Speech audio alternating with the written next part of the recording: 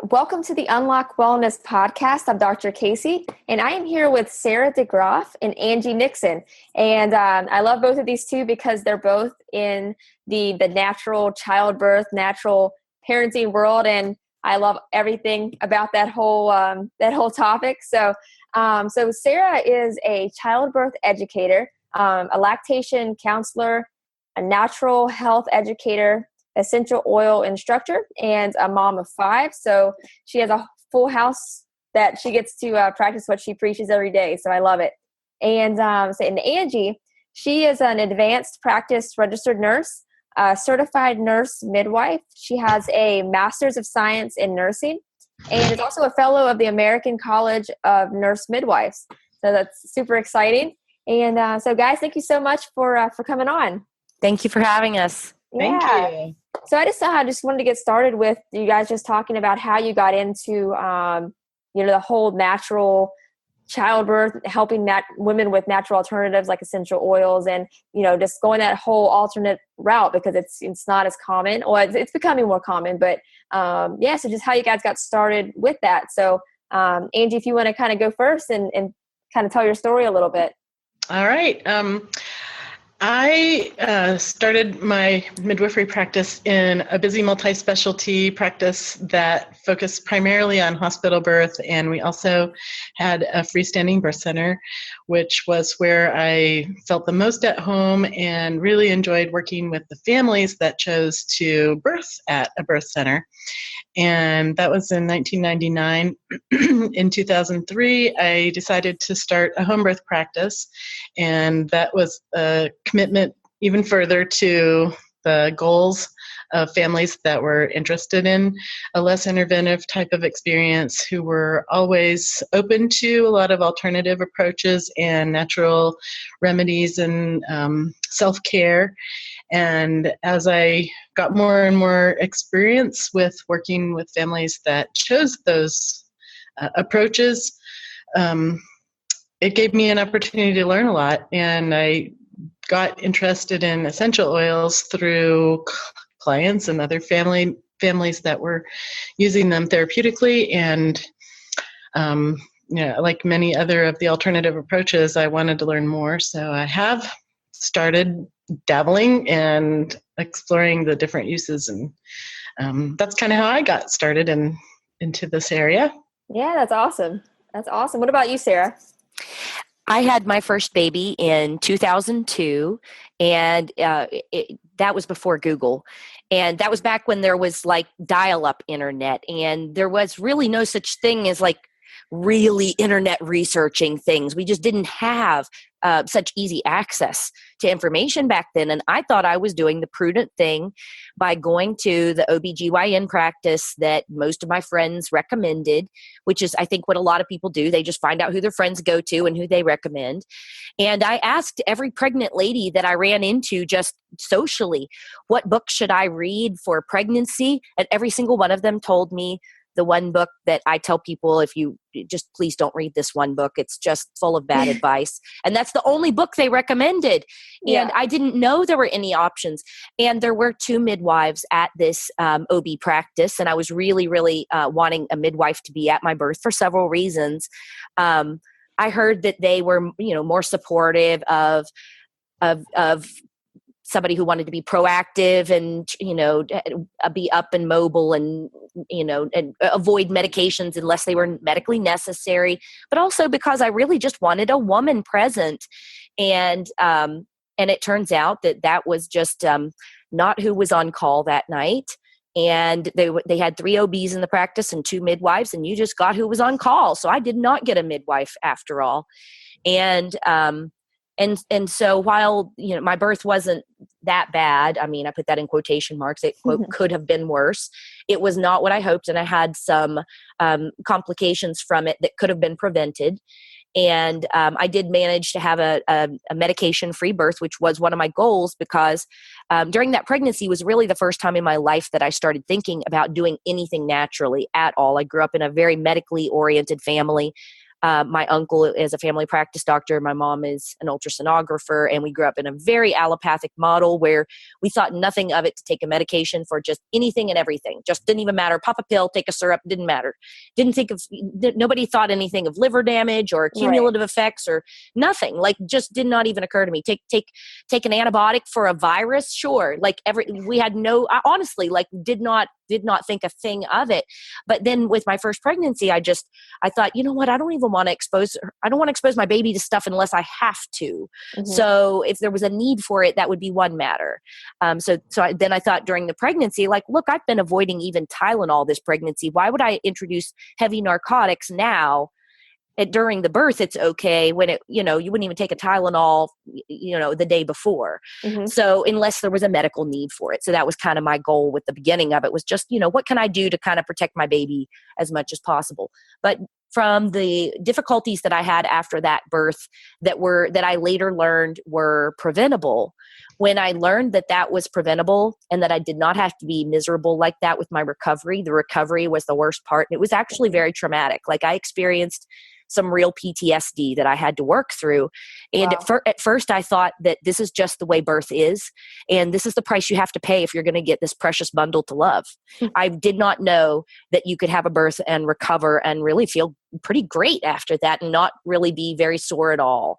And, but when I visited a friend who had a healthy birth, and it just blew my mind that she was up and moving and walking and felt great. So that opened my mind to, wait a minute, maybe it didn't have to be like that. Maybe something was off with mine. Started doing some research, and a month later I found out that I was pregnant again, and started asking for some names because I thought, I want a different experience this time, and started asking for some names of some midwives. And I thought I wanted an out of hospital birth this time. I didn't know whether I wanted a birth center birth or a home birth. But I knew that would be the kind of person who would be with me for my labor and be attentive and actually hear me and listen to me, because I did not feel heard with my first birth. I felt that I was communicating to them what I was experiencing, and they ignored it, and that these things could have been prevented if I'd have felt heard, listened to, and supported. And I wanted someone who would be there for me. And so that was what I found in Angie. I first called her, oh my gosh, Grace was born in 2004, so it was 2003. So yeah, that's how long ago. So that was, so I had home births before they were cool. and before all the celebrities, because everybody says, oh, you just did it because a celebrity did it. No, honey. And I really just wanted a better outcome. So of course, had an interview with Angie, and I had, the same normal concerns that somebody has, is an out of hospital birth safe, and discussed all the safety things. And I was healthy and low risk, and did all the right things to help stay low risk, and found out, all of the training that Angie has, and the emergency equipment that nurse midwives keep on hand when for a home birth, just in case. And it was a good fit for us. And I had a wonderful birth. It was still a challenge. Birth is hard regardless, but it was very victorious. And that was the first of 4 home births that I had with Angie. Wow. That's awesome. So, and with each subsequent baby, I thought, what can I do to, I mean, it wasn't with each baby, but, over time you learn a little bit more. What can I do to keep my kids healthy, with nutrition and preventative practices? What can I do? And, it wasn't until I had my 5th baby that a friend introduced me to essential oils.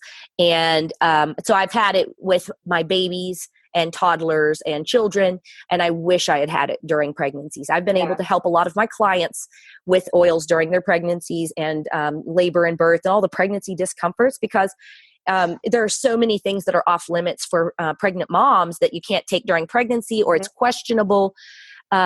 Even things that they used to say were safe, now they've got a big question mark after it. Use if you have to, but there are side effects and risks to it. And if there's something that you can use that is effective and safe and actually beneficial for your body and for your baby, then why not? By all means. So it's been a big help for us with preventative and care to be able to have at home for basically for a first line of defense for us, because we are not against medical care in any form, we are very grateful to have it, and we will utilize it when it's needed. But if there's something that we can do first, Right. and really that's what the whole medical system needs, is for people to be proactive in their care, drink more water, have better nutrition, healthy movement, and to know cause and effect, to learn what their body's cues, and to be able to have something that you can do at first before going to the heavy hitters. Does that make sense? Right. I mean, you're not putting the tape over the check engine light. Right. That's all it is. Exactly. Yeah. And I'd say that you were saying like you wish you would have had it during childbirth. And Sarah, she actually introduced me to essential oils when my daughter Maddox, she's 15 months old right now, but she had her first cold when she was 2 months old. I'm a chiropractor, so, I'm adjusting her every day. And I've always been, probably the last 5 or 6 years more on the natural alternative route. So I knew a lot about it, and that's, how I wanted to have, my pregnancy. And for her, so Sarah, she had her first cold, and, Sarah helped me with essential oils. I started using them on her, and she just healed so quickly. And, it was really awesome to watch because she healed so quickly. I knew they were safe, and that was my big thing because I wanted to keep it as natural as possible, because it wasn't an emergency. It was a cold. And so after that, I mean, she healed quick, and that was the last time she's been sick, was when she was 2 months old. So that's been over a year ago. And, I know she's going to get sick again. I'm not saying she's never going to get sick again, but I know that we have more tools in the toolbox. That's what I was going to say. Yeah. And I know we have a better route for her to take. And, so Angie, I know that's awesome that you are starting to learn about them as a midwife, because you can help moms that are pregnant learn about them now. So like they can be using them day one when the baby gets, like, that's such a big advantage. And, so how have you been able to like help any moms so far with what you've learned? I think that's one of the things that I enjoy a lot about it is, in a medical sense, we do diagnosis and treatment, and a lot of people ask, what other alternatives are there? What are there things that I could try before I go to a medication on something, this or that? And so there are so many choices that are available, and and I let them know that these are some of the common uses, and give it a try. If it doesn't work, we always have more interventive choices to use, but you might find that this is perfectly effective and satisfies your need to do something. Sometimes there's just a need to do something, and it's a good way. The oils are really enjoyable to use, so I find that the emotional benefits are really positive as well. And being able to take a more natural approach before going to a more significant type of an intervention. Right. And I loved how you said, like, they feel like they need to do something, because I think that's half the battle. Because, like, you go to a medical doctor, they want to, I mean, if you leave without a drug, it's going to be mayhem. So, like, if somebody comes to you, like, and they're like, what can we do? If you don't give them something, they're going to find it somewhere else. Mm-hmm. Yeah. So I thought that's awesome. That's awesome. Good point. Yeah. And Sarah, with you, like, I know you've been a childbirth educator for a long time. Like, were you already doing that after you got introduced to oils, or like, was that before? Were you able to like integrate the two? I have been fascinated with birth ever since my first birth. Mm-hmm. And after my first baby was born, I couldn't find anybody that wanted to talk about birth with me. I kept wanting to talk about my birth story or find out other people's birth stories, but I just didn't happen upon the right people. And people thought I was weird, or else I assumed I must be weird. And then I found, once I found Angie for my home birth midwife, she has always been amazing at connecting our community. And there are pods of families everywhere that want to try something safer and more, and a more holistic approach to life in general, and not just with birth. And she has had kind of natural motherhood meetups, kind of like as a social group, for maybe like once a month, once every other month, for just years and years. So that was one way I hooked up with community. But I really started researching birth heavily, and all of the alternatives within when we got high-speed internet when I was pregnant with my third baby. I'm not even kidding.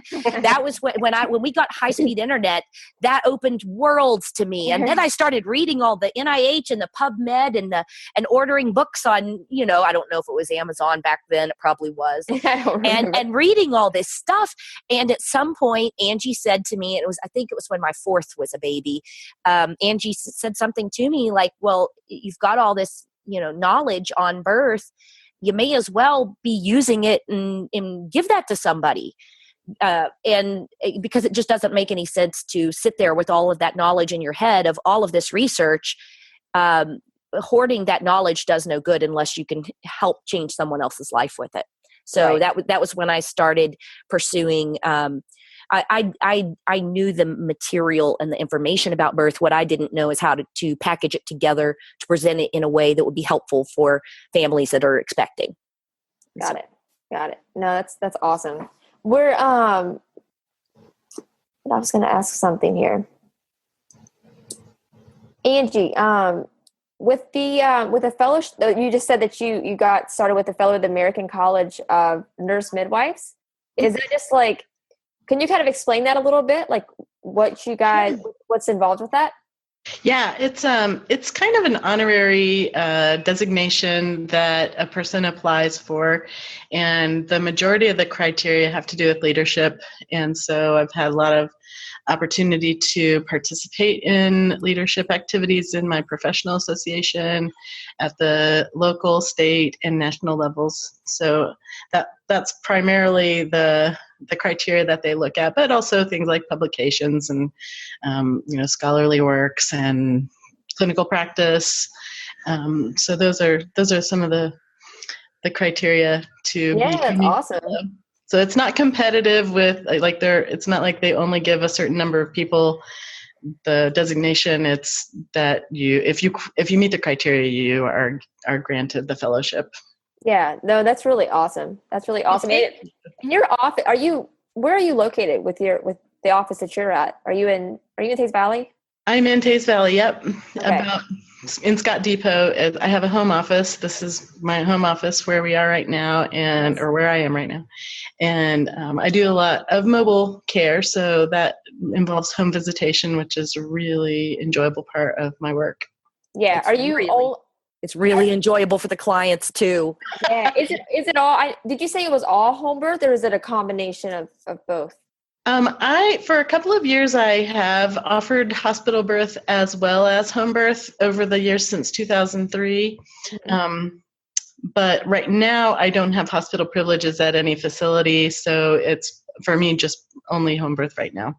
Got it. Yeah. For the birthing center that I went to, and I had an amazing experience there. It was just, I just felt so relaxed. And like Sarah was saying, you feel so supported. I know with them, like they like to have your first one they want to have there. And the second one they allow you to have. That's probably pretty common with a lot of different birthing centers. Have you seen that? I've seen a lot of midwives that make that criteria for eligibility of home birth. I do work with first-time moms. I consider that still within eligibility, but it is a lot of times a little bit more work for both family and myself. So well, it's also new. Like I never really felt like scared, but like it is a lot of new information all at one time, and I could see maybe where it's just a little bit more comforting if you are, somewhere other than your house the first time. I mean, I could see it both ways, I guess. Yeah, it definitely has the appeal. There's a psychological advantage of it's kind of like being given something at a visit with a medical provider, healthcare provider. There's an advantage of going someplace, and that's the place where you have birth, right. And so that's very common. And most people who are looking at birth options are not interested in having an unmedicated birth or committing to an unmedicated birth how you have to if you're planning a home birth. So that's, a lot of women would prefer to have other alternative pain management options available to them, which are not available in the home setting. So. Oh, okay. I gotcha. That's a pretty big limiter. Yeah, definitely. Sarah, what are, I think sometimes people, when they hear about essential oils, like they're like, oh, I heard such and such isn't safe while you're pregnant, and those kind of things. So like, if you want to kind of just touch in on that a little bit about like, different things that you hear like that, and just, why they are safe and how they can be really helpful. Yeah. Which ones? Yeah. Yeah. Thank you. That's really important, because for me, safety is number one. Mm-hmm. And when I was first looking at oils for my kids, you got 5 kids, you want to make sure that what you're doing is going to be safe, or if you have one, but still, Yeah. All essential oils are not created equal. And what I learned is that there are no labeling laws in the US. And there are companies that will put the label on it that says 100% pure therapeutic grade. And it can be completely lab created synthetic petrochemical based. This basically just a fragrance oil, really not that different than Glade or Febreze chemically. And they can sell that as lavender essential oil or something like that. Mm-hmm. So unless you know what is in that bottle, it could actually not just be ineffective, but actually risky for someone to use, whether it's for an adult or for a kid. So so safety is number one. And I would encourage anybody that has more questions specifically about what brands that we have researched and what Casey feels safe using in her home, message Dr. Casey. I'm sure she'll have her contact information on the podcast as well, because she can set up a time to chat with you one-on-one about that. So number one is making sure that, for me, finding a company that does third-party independent lab testing on every single batch of oils was what gave me the confidence to know that what it says is on the bottle is actually in it. And that I knew that I was going to get the results that the resource books say. And then the second thing that gave me that confidence was finding that there are some really cool resource books that are just easy to get your hands on. Some are available in the app form, that all you have to do is look up alphabetically what it is that you're wanting to help address. Or you can look it up alphabetically by oil, like you just type in lavender and it'll tell you what you can do with it. And so knowing that, and it tells you exactly what to do. So it's got all the protocols right there. So you know that you're going to get the result that you want. And in some of those resource books, they even have even the all of the citation for the studies that these are PubMed, NIH, and other accredited university studies that tell about the health benefits and therapeutic uses of the oils, so that it's not just somebody's blog. I wouldn't trust something I found on Pinterest, and I wouldn't just trust somebody's opinion article on it. I trust the research. And I like that there are some good, trustworthy resource books there that really are science-based. Yeah, definitely. Have you noticed like certain oils work better than others for just different pregnancies? Like, have you noticed like different favorites that pregnant women like to have on hand? Just help with anything, as far as like nausea or just, overall support? Yeah, absolutely. A lot of the things that we kind of have a list of the top 10 oils that no home should be without. And basically it's the same things that you use if you're not pregnant, only they are safe to use during your pregnancy. And if you're going to use essential oils on the skin when during a pregnancy, or if it's for a child, just both of those people have more sensitive skin during that time. So you just use more coconut oil or whatever. We're getting a little bit into, details of how to use the oils, but just using more coconut oil so that it won't make the skin sensitive. So whatever it is that mom tends to, if some women get hormonal headaches with their pregnancy. So the resource book says lavender and peppermint are good for that. And it tells you where to apply it. And so that's safe when you're not pregnant, and that's safe when you are pregnant. And for others, they tend to have backaches or kind of muscle aches, leg cramps that come along with pregnancy discomforts. And a lot of them find that the Deep Blue Soothing Blend really helps with that and doesn't cause side effects. For some women, they have that awful heartburn and reflux, especially towards second and third trimesters. And having either peppermint or the digestive blend it can really cool that heat of heartburn off in a moment. So it just depends on what kind of symptoms that she is experiencing. There is a women's hormone blend that that's a very well balanced blend for women's hormone support. And a lot of women find that really helps them with pregnancy mood swings to have, so that it's just way more stable, more level, and that can be used throughout the pregnancy safely. And there is a grounding blend that I use on a daily basis, at least twice a day anyway, that's for emotional grounding, that is, it just makes me a much nicer mommy. And so this is the one that's been, especially for new moms, anybody that's feeling just really kind of like stressful, but I've had a lot of pregnant moms tell me that was what got them through, was that grounding blend. Right. And just to touch on it a little bit, I don't want to go into it too hardcore, but I don't think people realize how powerful they can be for somebody that is dealing with fertility issues. And it's, that's a big issue. And I've actually recently got to see it help somebody that I know firsthand. And it really is life-changing to see that, because when you see somebody that hasn't been able to get pregnant and all of a sudden they have, that's so life-changing, and it's awesome to see that. And I don't think people know the effects that it can have on that. Yeah, our bodies are really powerful. That we were hardwired and designed that our bodies were meant to be able to repair themselves and to do all the right things, to have the DNA, in everything properly when it's given the right tools. And we live in a world that has, just environmental toxins, just stuff that we're exposed to, and essential oils are very, very helpful with your body. Benefiting on the cellular level to be able to help your body get rid of the toxins as it was designed to do.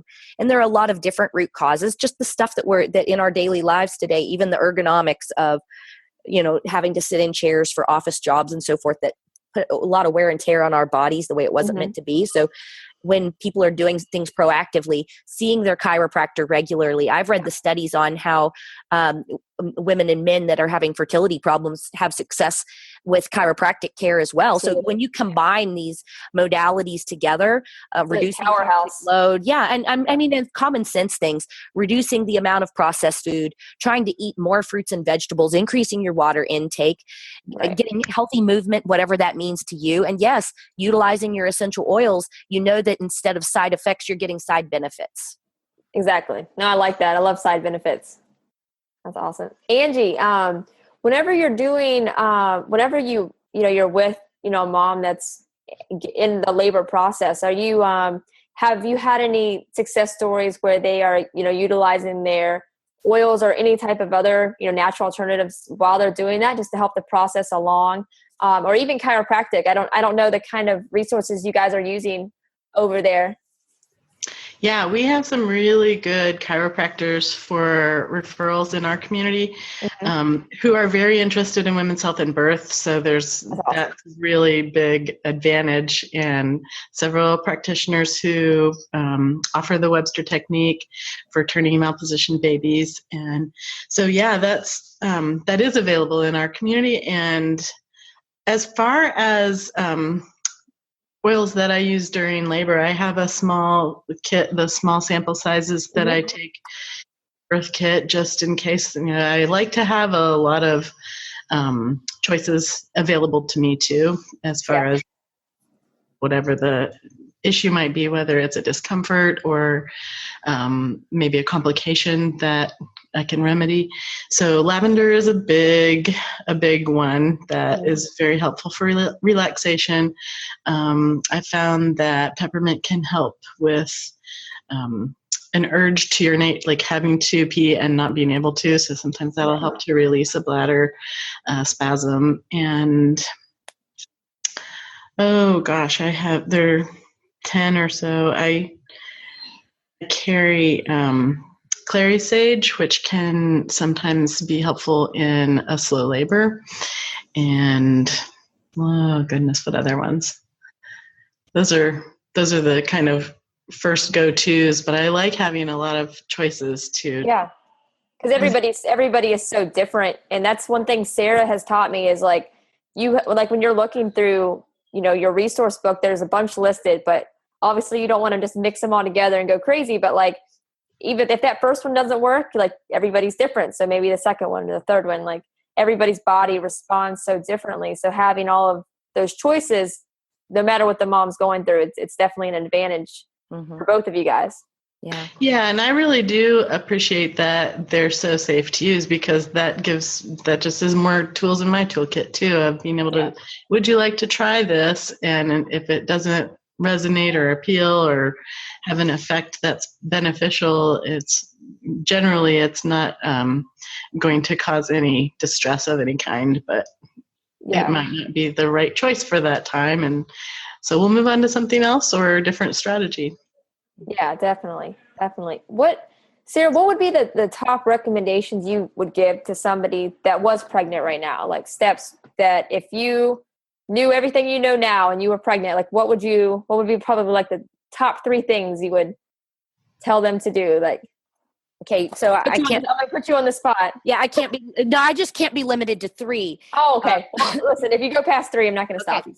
So the first thing I would tell someone is to watch the documentary, The Business of Being Born. Amazing. No matter where someone is planning on having their baby, just to understand, especially if they're in America, more so. But how on earth is it that America spends way more money, many multiples more of money on pregnancy, labor, and birth than any other country, yet we have the worst safety record of any industrialized country. And so the details of that are explained in that documentary. It's only about 80 minutes long. It's so eye-opening, even like knowing what I know, like seeing that, like, oh my gosh, it was amazing. And I really feel like knowing that would help some people know what other resources to turn to start doing their own research, because you have to be your own best advocate. And just going to a certain doctor because somebody else likes them, your best friend liked them, or your mom went to that same OB, or whatever, it doesn't mean that they give evidence-based care. It doesn't mean that they are going to get the best results, or that they have your safety outcomes in mind first. And so researching the cesarean rates of the hospital where someone is planning to have their baby, and if possible, if your state publishes it.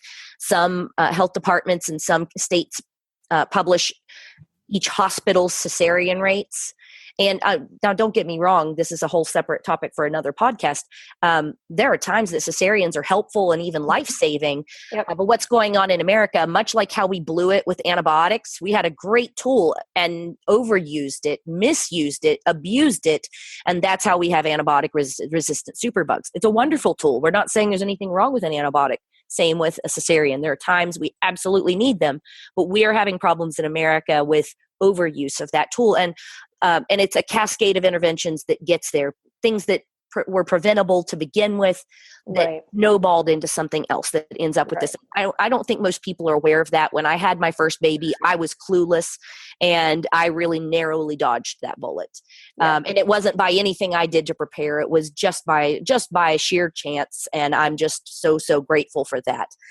So research and some good resources. There, mothersadvocate.org has free downloadable materials, videos to watch. You can, some ebooks that you can read, and it's all evidence-based. And all of the videos are real live labors in hospitals. They are not actors. So it's a great resource. I like to turn to that for especially for first-time parents. That's a great place. And if you're looking for print offs to be able to discuss with care provider, to say, hey, this is what I'm reading this, and it says that, this is what the research says. I turn to evidencebasedbirth.org for that. Okay. That's a really helpful place. All the preventative things that we've been talking about already.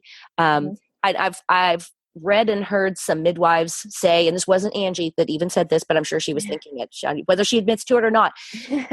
We can't just say, well, I'm going to have a birth with as little intervention as possible after having a pregnancy where nothing proactive was done. You just can't. The outcome is tied to how we take care of ourselves throughout the pregnancy. It's not just the birth experience. So if we want to have healthy birth, we need to be very, very mindful about the supplements that we're putting into our bodies. That those are going to be, helpful to us that we're doing the best we possibly can with nutrition. And nobody's perfect. And, I'm so busy with 5 kids. I don't do as perfectly either, but at least I can help fill in the gaps with that, and trying to reduce toxic load, drink more water, being proactive, and definitely getting your chiropractic care. Research shows that will decrease the risk of ending up with a cesarean for moms, and then chiropractic care for the new baby as well. Everything from breastfeeding problems to crying, colic, stomach pains for babies, digestion, where babies sometimes are uncomfortable in a certain position because of their neck. Even after a pretty smooth birth, hey, that's a really intense experience for the baby too. And sometimes they just need to be put back. They have. I don't know how to explain it to lay people, but how do you explain subluxation to a? Yeah, no, there, like she was saying, like there's a lot of pulling, there's a lot of twisting, even with a natural birth, that can cause irritation to the spine. And whenever the bones in the spine misalign, that's called subluxation, and it causes interference to the nervous system. And your brain and nervous system control everything. Literally everything. Yep. Yeah. So if there's misalignments, it can cause common things you see with babies. It can cause colic. It can cause ear infections. It can all of these things can be prevented. And problems with nursing is a big one that people a lot don't know about. But yeah, I mean, anything can be caused by that. So whether or not you had especially if you had a C-section, definitely have your babies checked. But I mean, anyway, have your babies checked, but especially with a C-section, definitely. Yeah. Very beneficial. And there are lots of good resource books out there. I'm not on commission for them. So whatever book, that you find that's going to be evidence-based, but the Modern Essentials book that's by the publisher Aroma Tools is one that is very, very easy to use for lay people. It's just literally you look up alphabetical by symptom or alphabetical by oil. And then inside the back cover, it has a quick reference chart on whether each essential oil is safe for a regular adult or for pregnancy or for a baby. So it just has an X on the ones that they really kind of don't recommend, or it'll say go for it. So that and is it all has the research too, which is amazing. Yeah. And then specific to, and that is for all use. And it does have just maybe 4 pages on pregnancy, labor, birth, breastfeeding, and all of the things like that. So it's a small section of it if you just want for overall use. And if you're looking for something specific to pregnancy, labor, birth, and newborns, I like the book called Essential Oils for Pregnancy, Birth, and Babies, written by the midwife Stephanie Fritz. And she is a licensed midwife and a certified, what's CPM? Certified Professional Midwife. Yeah, that's what that one is.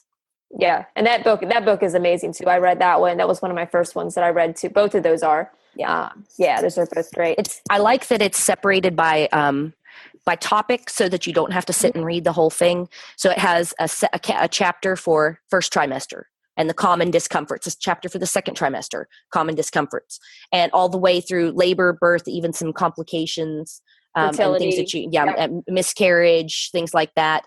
And it does have it obviously in the index because you might have somebody crying when you're trying to find it, and you can find it quickly.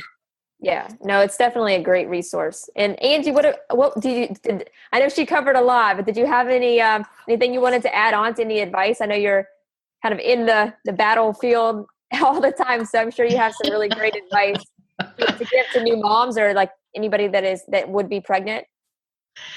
Well, Sarah mentioned earlier about the importance of the community, and I find that the support that we offer each other when we're in community with each other, just so finding some friends or like-minded others that have a common interest, that's been one of the nice things about getting together and having topics about using oils for emotional health, or having some kind of a educational piece, but also just an opportunity to get together and have some healthy snacks and sometimes drink wine or whatever helps people to sort of be relaxed and enjoying each other's company, and also just offering and receiving support. So. Right.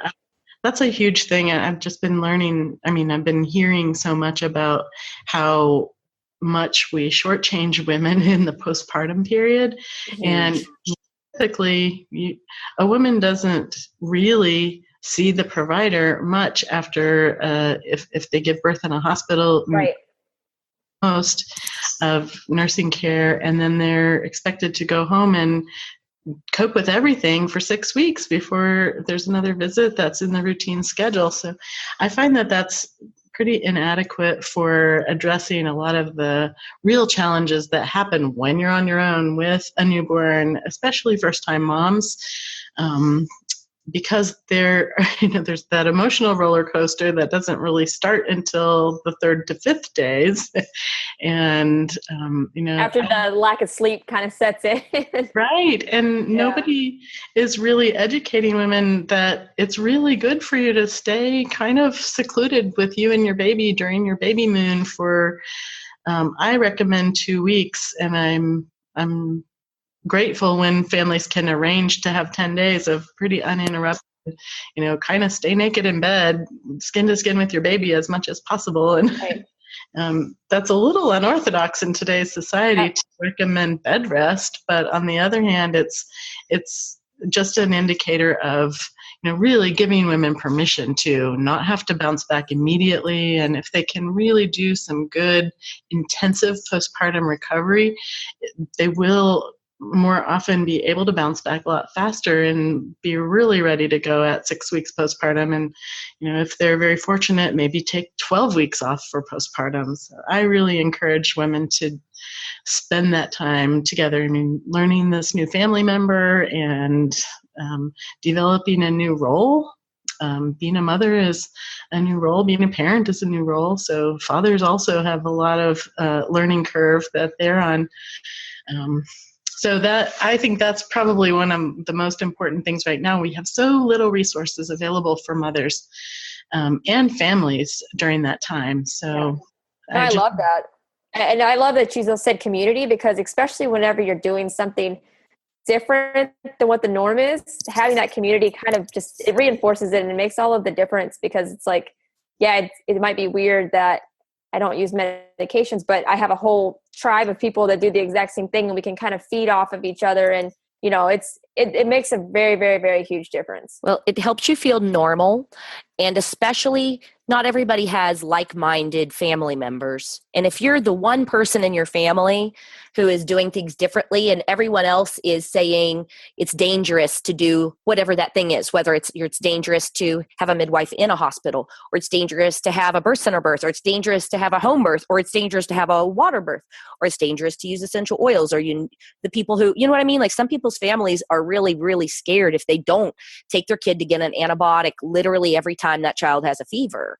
And so when you are around other people that are thriving, and especially that, I really feel like having multiple generations, this is where, somebody whose kids are a little older than yours it's just so reassuring when somebody tells you, oh, honey, you're doing great. Don't worry about it. Look, you're doing fine. And that they got through it, their kids got through it, and you're going to get through it too. And it makes you feel like you're not out there alone. Right. Well, it's cool, like, going through chiropractic school, because for the families that they were like chiropractic families, like I got to be around people that were my age, older, that, that weren't vaccinated, that never took antibiotics, and they're never sick and they're thriving. And most people don't see that, but I got to be surrounded by it. And it's pretty cool. It's pretty cool to see that. So it's amazing. Awesome. Well, I think it's a really good place to wrap it up. And, we covered a lot, and hopefully we can do this again. I think it was a lot of fun. Thank you so much. No problem. And I'm going to put both of your guys' information in the show notes. Sarah, if you can message me all of those links that you just mentioned, and I can have them all typed out. And also, what's the best way to follow you guys on social media, or if you guys have websites, what's the best way for people to check out what you guys are both doing? Either one. Oh, anybody is welcome to call at any time. That's probably the easiest way to get a hold of me is by phone. I do have a Facebook page, and I am not very attentive to it. So, but at least that's a place if somebody wanted to find you, they could. That's a good place. It's called. Hold on. She is Scenic Drive. Midwives. Mm-hmm. Like that. Yep, that's the practice name. And yeah, I mean, I'm pretty easy to find. So Sounds good. Yeah, I'll get all of your information from Sarah, and I'll get it all put on the show notes. That way, if people want to go and check you out, they can do that. Sure, that sounds great. Thank you so much. No It was problem. fun. Yeah, Sarah, what about you? Yeah, Angie, I'll see you this Sunday too. Yep. Sarah, what's the best way for people to check out what you're doing? Facebook. Facebook. I put the link in the chat for. Sounds good, and I will add that to the show notes too. But thank you guys so much for coming on, and we'll do it again soon. All right. Well, Thanks, Casey. Thank you.